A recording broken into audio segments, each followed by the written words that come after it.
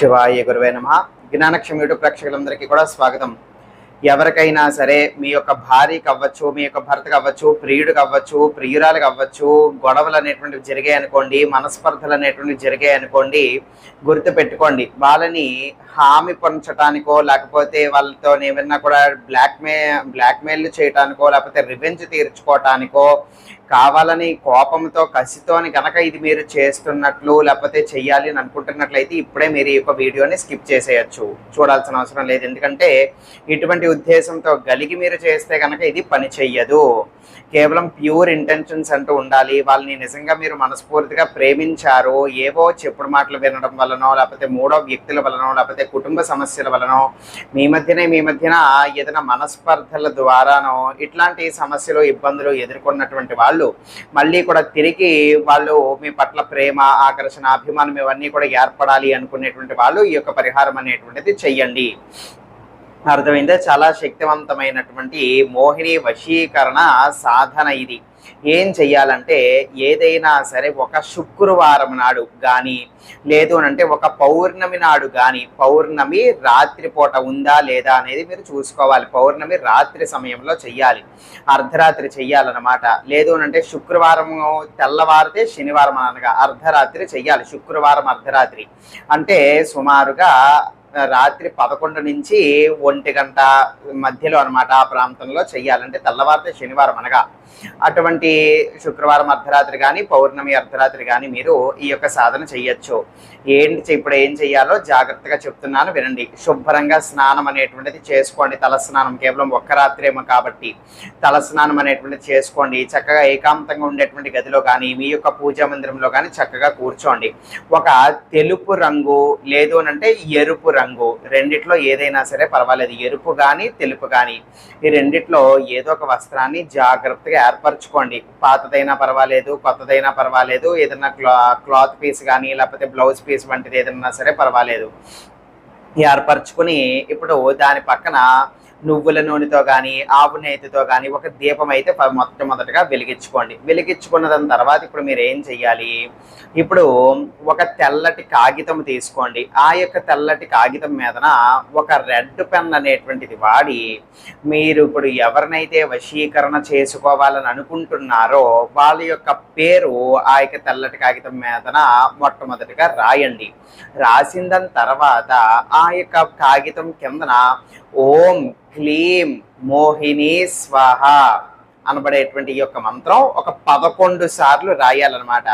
ఈ విధంగా తెల్లటి కాగితం మీదన రెడ్ పెన్ వాడి రాయొచ్చు. లేదు అని అంటే ఇంకొక ఆప్షన్ ఉంది, ఇంకా కూడా శక్తివంతంగా బాగా చెయ్యాలి అని అనుకుంటే కనుక ఎర్ర చందనము ఖచ్చితంగా మీరు కొనుక్కొని తెచ్చుకోవాలి. దీనికి కాకపోయినా ఇంకా కూడా మనకి దాని యొక్క అవసరం అంటూ ఉంటుంది.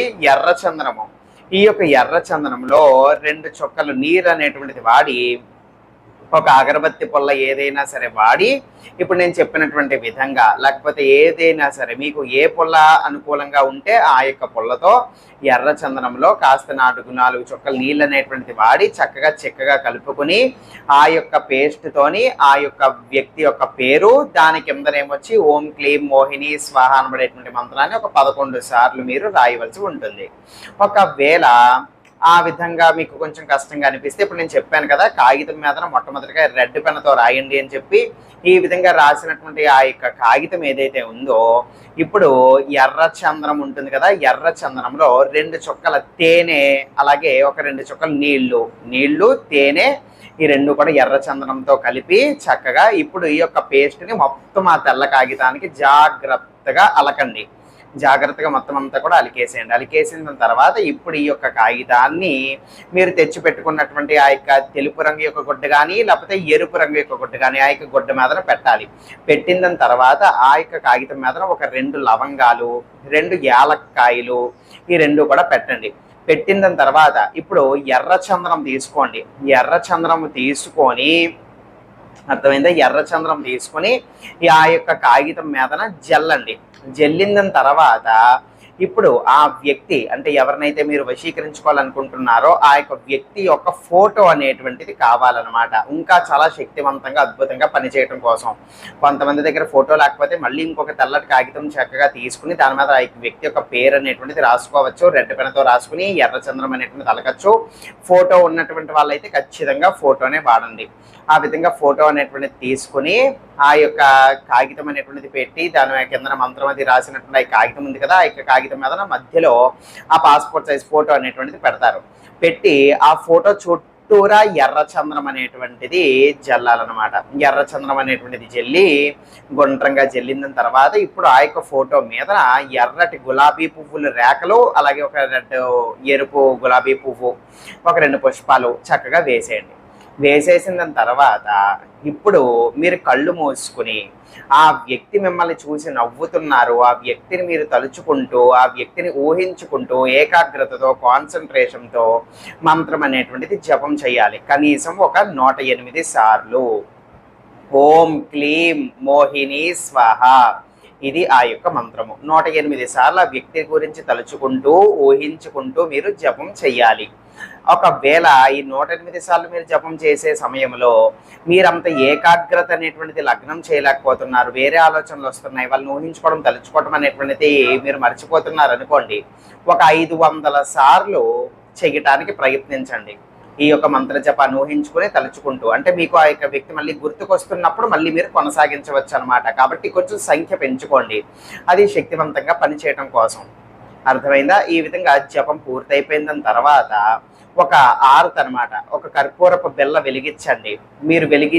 మీరు అక్కడ ఏర్పాటు చేసుకున్నటువంటి ఆ యొక్క ఎరుపు రంగు లేకపోతే తెలుపు రంగు యొక్క గుడ్డ మీదన ఇప్పుడు కాగితము, దాని మీదనేమొచ్చి ఆ యొక్క పాస్పోర్ట్ సైజ్ ఫోటో, ఎర్ర చంద్రం ఇవన్నీ కూడా ఉంటాయి కదా, దాని చుట్టూరు ఆ యొక్క ఆరతిని తిప్పండి. దాని తర్వాత ఆ యొక్క ఆరతి బిళ్ళని కాసేపు పక్కన పెట్టేయండి. ఇప్పుడు ఆ యొక్క ఆరతి బిళ్ళ కొండెక్కిపోయిన తర్వాత, దీపం కొండెక్కిపోయేంత వరకు మీరు ఎదురు చూడక్కర్లేదు. ఆరతి బిళ్ళ కొండెక్కిపోయిన తర్వాత ఇప్పుడు మీరు వాడినటువంటిది ఎరుపు రంగు గుడ్డ కావచ్చు, తెలుపు రంగు గుడ్డ కావచ్చు, ఆ యొక్క గుడ్డను పట్టుకుని అందులో ఉన్నటువంటి ద్రవ్యాలు ఫోటోతో సహా గులాబీ పువ్వులు, యాలక్కాయలు, లవంగాలతో సహా చక్కగా మూటగా కట్టేసేయండి.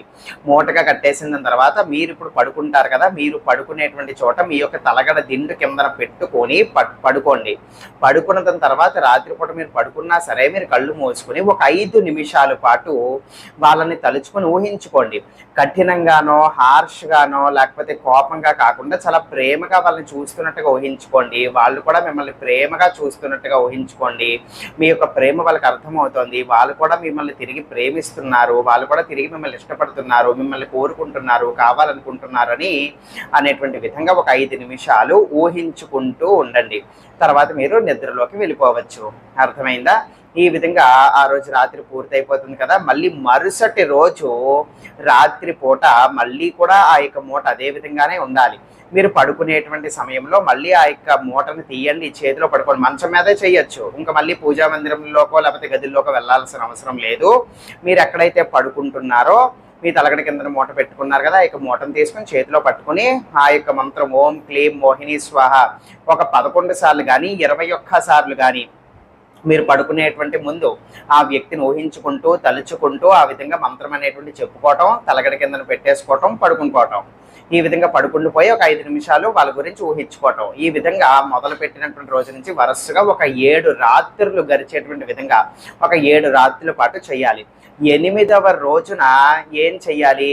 సూర్యాస్తమయం తర్వాత అంటే 6:30 తర్వాత ఏదైనా ఒక రావి చెట్టు యొక్క మొదటిలో దాన్ని పాతి పెట్టాలి. ఒకవేళ అవకాశం లేనటువంటి వాళ్ళు నదిలో కానీ సముద్రంలో కానీ ఏదైనా చెరువులో కానీ మీరు దాన్ని పారవేసేయాలి.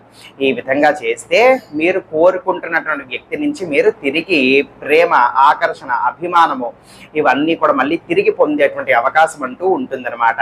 అయితే ప్యూర్గా ధర్మబద్ధంగా ఉండటం కోసం మాత్రమే, మంచి ఇంటెన్షన్తో, మంచి సద్బుద్ధితో, మంచి మనస్సుతో మాత్రమే చెయ్యండి. రివెంజ్ తీర్చుకోవడానికో, కోపాలతోనో, లేకపోతే బ్లాక్మెయిల్ చేయడానికో, లేకపోతే కసితోనో ఇట్లాంటి పనుల కోసం చేస్తే పని చేయకపోగా వ్యతిరేక పరిణామాలు ఉంటాయి. ఎందుకంటే మీరు ఎటువంటి ఉద్దేశంతో చేస్తున్నారు, ఆ వ్యక్తి మీ దగ్గరికి వచ్చిన తర్వాత మీరు ఎలా చూసుకుంటున్నారు, ఏమిటి, ఎలా చూసుకోవాలని అనుకుంటున్నారు, ఇవన్నీ కూడా ఆ యొక్క మోహిని దేవికి తెలుసు. కాబట్టి అది గుర్తు పెట్టుకుని చెయ్యండి. సర్వే జనా సుఖినో భవంతు. శుభార్పణమస్తు. ఇటువంటి సమస్యలు ఇబ్బందుల కొరకు పాశుపత తంత్రాలు అనబడేటువంటివి మేము నిర్వహిస్తూ ఉంటాం. మా ద్వారా ఈ యొక్క పాశుపత తంత్ర ప్రక్రియల ద్వారా ఇవి చేయించుకోవాలి అని అనుకుంటే గనక ఇప్పుడే మీకు కనిపిస్తున్నటువంటి ఈ యొక్క నెంబర్కి వాట్సాప్లో మీరు సంప్రదించవచ్చు.